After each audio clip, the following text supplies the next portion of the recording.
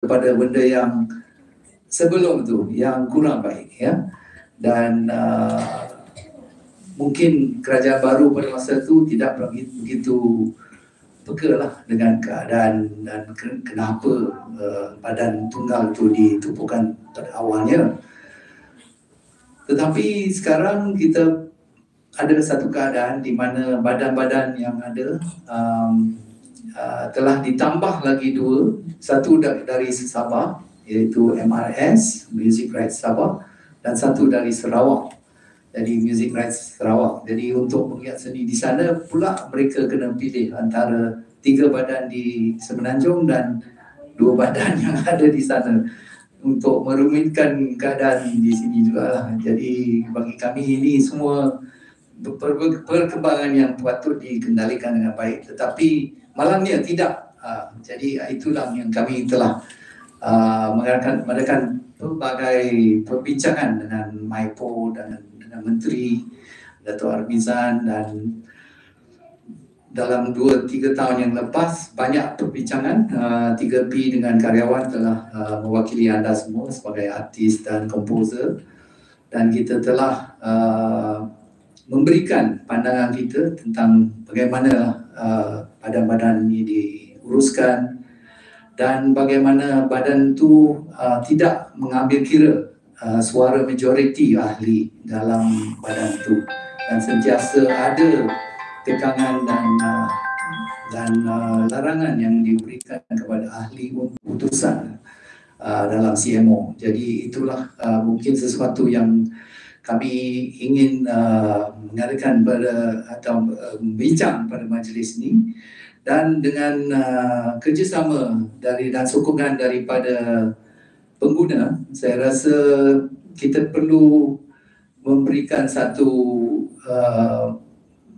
memorandum atau joint memorandum antara pengguna dengan ahli-ahli pada CMO yang tidak begitu puas hati dengan apa yang berlaku sekarang, di mana ramai tidak diberikan hak untuk menentukan hala tuju CMO mereka, dan juga tidak dalam beberapa CMO juga ada yang mereka tidak berikan keterangan atau kita tidak ketahui apa yang berlaku sebenarnya.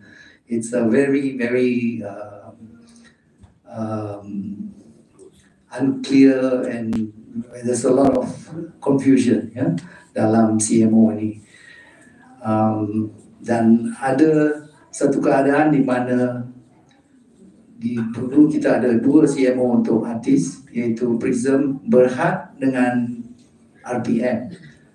Dan tetapi selepas Prism Berhad tutup, ramai ahli Prism tak tahu apa nak buat. Tak ada pandangan, tak ada panduan kepada mereka untuk buat sesuatu.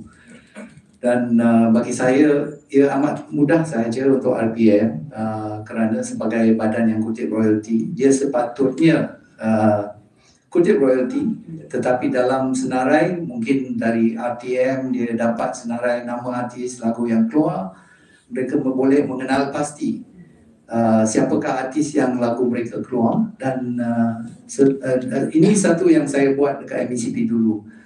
Kerana pada awalnya MACP ditubuhkan, ramai belum jadi ahli, ya, dan ramai sudah jadi ahli. Jadi bila kita kutip sebarang royalty, kita akan mengenal pasti siapakah lagu mereka yang keluar, dan kita akan simpan dalam non-members account, ya, satu accounts yang asing daripada members account. Jadi bila mereka punya lagu keluar, kita akan mengenal pasti dan kita akan hubungi mereka dan memberitahu mereka lagu awak sudah keluar beberapa kali dan you berhak untuk dapat royalty, ya. Jadi kalau you nak dapat royalty ini, tolong hubungi kita, tolong datang ke office, mendaftar dan kita akan bayar. So that's how it should be done, ya. Dan kita simpan dalam non-members account itu selama 3 tahun, ya. Itu yang MACP buat dulu sebagai contoh lah. Tapi perkara ini tidak dibuat oleh RPM. dia non-papers account dia tak bagi apa-apa.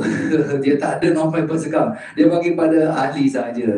Dan satu kelompok yang besar di Prism yang